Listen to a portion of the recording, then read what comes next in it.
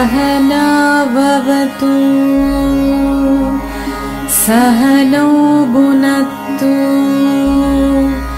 सह वीर्यं करवावहै सहना भवतु सहनौ भुनक्तु सह वीर्यं करवावहै सहना भवतु सहनौ भुनक्तु सह वीर्यं करवावहै शान्ति शान्ति शान्तिः।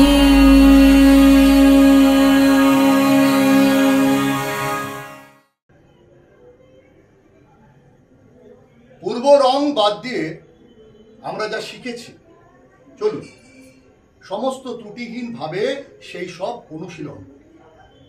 আমাদের প্রণাম গ্রহণ করবেন মুনিবর।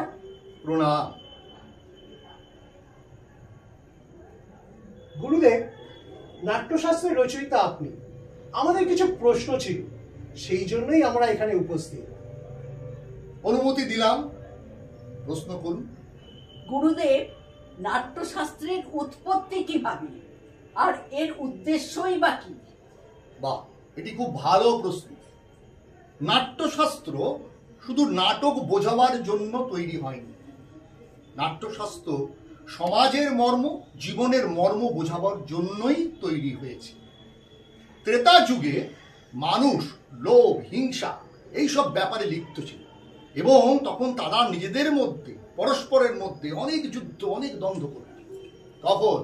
তখন ইন্দ্র ব্রহ্মাকে একদিন বললেন যে আপনি একটা উপায় বার করুন, খুব সহজ সরল ভাবে, মানে দর্শন এবং শ্রবণের মাধ্যমে এই মানুষের মধ্যে ন্যায়, ধর্ম, এই সমস্ত জ্ঞান কিভাবে মোক্ষ লাভ করবে।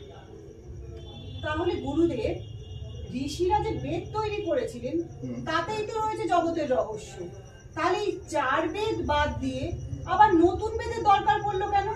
এই নতুন বেদ হচ্ছে খুব সহজ সরল ভাবে সর্বস্তরের মানুষের মধ্যে যাতে তার ধর্ম, তার ন্যায়, তার জ্ঞান, তার শিক্ষাটা পৌঁছে যেতে পারে।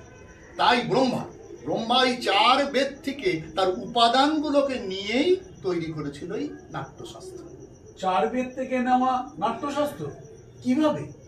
এই যে ঋগ্বেদ থেকে আমরা কি নিয়েছি? নাট্যপাঠ আর সঙ্গীত বা গান, নাটকের একটা বিশাল অংশ, সেইটা গ্রহণ করেছি আমরা সামবেদ থেকে। আর অভিনয় আমরা গ্রহণ করেছি কোথার থেকে? যজুর্বেদ থেকে।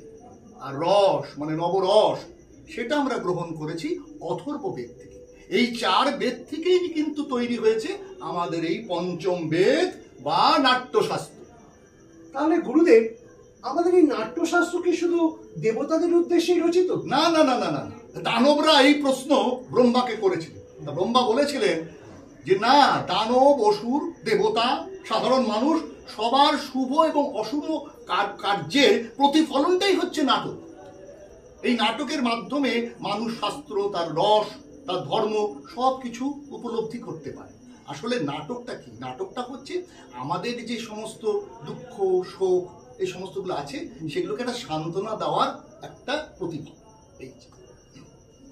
অদ্ভুত, সমস্ত সৃষ্টির সমাবেশ, লৌকিক এবং অলৌকিক দুটোই। বহুধর্মী সমস্ত জাতির ভাব এই নাট্যশাস্ত্রেই উপস্থিত। হ্যাঁ, এই নাট্যশাস্ত্রে আছে যেমন নাচ, গান, অভিনয়, সব মিলিয়ে সব কলার একটা সমন্বয়। বলা যায় নাট্যকলার সঙ্গমই হচ্ছে নাট্যশাস্ত্র। গুরুদেব, জীবনে বেঁচে থাকার জন্য এই শ্বাস নেওয়ার মতো দরকার এই নাট্যশাস্ত্র। তাহলে গুরুদেব, নাট্যশাস্ত্রকে আমরা এত গুরুত্বের সঙ্গে গ্রহণ করি না কেন? হ্যাঁ, নাটককে আমরা আবশ্যক করি না কেন? দেখো, নাট্যশাস্ত্রে আমরা কি করি? আমরা অভিনয় করি, তার নীতি প্রয়োগ করাটা কিন্তু আমাদের কাজ না। নাটকে আমরা কি দেখাই? দেখায় সমাজের চিত্র, তার ভালো মন্দ, কোনটা গ্রহণ করতে পারো কোনটা গ্রহণ করতে না পারো, এইভাবে একটা সমাজকে আমরা বোঝাই। কিন্তু তার যে নীতি তা প্রয়োগ করবে অন্যজন। আসলে নাটক হচ্ছে সমাজের দর্পণ, যেখান থেকে মানুষ তার সত্যের পথে, ন্যায়ের পথে, সঠিক পথে পরিচালনা করতে পারে। রঙ্গমঞ্চে জাতি, ধর্ম, ভৌগোলিক সীমা পেরিয়ে আমরা বিরাট মানব সমাজের কথা বলি। নাটক অসম সমস্ত পরিস্থিতিকে ধুলিয়ে দিয়ে সমমান্যতার কথা বলে। তাই এইভাবে নাটকই পারে একমাত্র এই পৃথিবীকে স্বর্গে পরিণত করতে। নিঃসন্দেহে শিল্পবিহীন সমাজ অতি নিকৃষ্ট সমাজ। হ্যাঁ, তাই আমি এই নাট্যশাস্ত্রকে বলেছিলাম পঞ্চম বেদ, যেখানে শিল্পী এবং শিল্পীরা সমস্ত সম্মানের সঙ্গে আমরা অভিনীত করতে পারি নাটক। পঞ্চম বেদ, সমস্ত বেদের সম্মিলিত জ্ঞান। পঞ্চম বেদ, সমস্ত বেদের সম্মিলিত জ্ঞান।